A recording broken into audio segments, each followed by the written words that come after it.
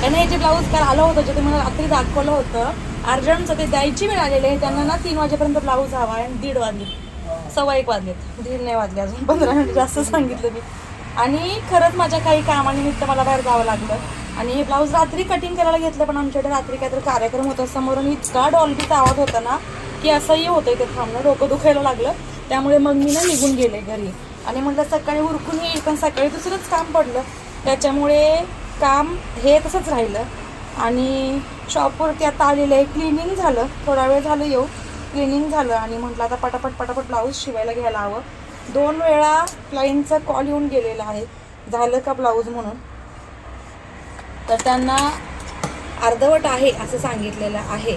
आता हे अर्धवट जे आहे ते मला पूर्ण केल्याशिवाय पर्याय नाही आहे. तर सगळ्यात अगोदर स्लीव्ज कटिंग करून घेतलेले आहे. स्लीव्ज कटिंग कशी करायची, काय करायची हे तुम्हाला मी लेटेस्ट रिसेंट व्हिडिओमध्ये सांगितलेलं आहे. कोणत्या साईजमध्ये किती घडी घ्यायची, कोणती साईज कशी कटिंग करायची, मार्जिन प्लस कितीची घडी वाढवायची, हे सगळं मी सांगितलेलं आहे. आणि हे जे ब्लाऊज आहे ते आलेलं आहे सिंहगडवरनं. 50व्या बड्डेसाठी लेकीने साडी घेतली आईला आणि ती आपल्याकडे शिवायला आलेली आहे. आता हे त्यांचा आज बड्डे आहे, संध्याकाळी त्यांची पार्टी आहे. पण तिला माझ्यावरती एवढा कॉन्फिडन्स आहे की काकू तुम्ही ना छानच शिवाल, कारण लास्ट टाइम तुम्ही माझं ब्लाऊज छानच शिवलं होतं. पण असं वाटतं की तिचा कॉन्फिडन्स आहे आपल्यावरती, चांगली गोष्ट आहे. एवढ्या ट्रस्टने आपल्याला ब्लाऊज क्लायंट आणून देतात, पण ते व्यवस्थित शिवलंही गेलं पाहिजे, ती जिम्मेदारी माझी असते, नाही की नाही.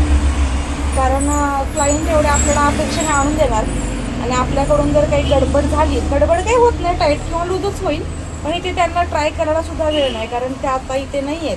त्या गेल्या त्यांच्या गावी सिंहगडला आणि त्यांची मुलगी जी आहे ती जाणार आहे दुपारी, तेव्हा हे ब्लाऊज घेऊन जाणार आहे. सो आता मला कोणत्याही एनी हाव हा ब्लाऊज मला शिवावाच लागेल, पर्याय नाही केल्याशिवाय. आणि फर्स्ट टाईम क्लायंट आलेला आहे तर स्वतःच त्यांचे ब्लाऊज शिवतात, पण आपली ब्लाऊज चांगली असतात असं त्यांचं म्हणणं आहे. कारण त्यांच्या मुलगीने बरेच वर्ष आपल्याला ब्लाऊज शिवलेलं आहे, पण खूप वर्ष झाली ती शिवते.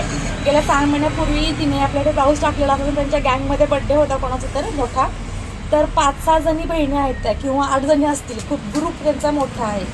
तर त्यावेळेला सगळ्यांचे ब्लाऊज जे आहेत ते थोडे इकडे तिकडे झाले, पण माझे ब्लाऊज तिला बसले, परफेक्ट बसला असं तिचं म्हणणं आहे. आणि तुम्ही ब्लाऊज व्यवस्थित शिवता आणि तुमचं ब्लाऊजचं टेन्शन नसतं.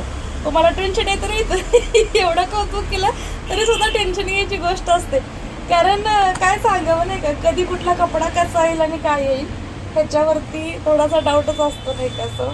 आता पटापट कटिंग करते तुमच्याशी गप्पा मारत मारत.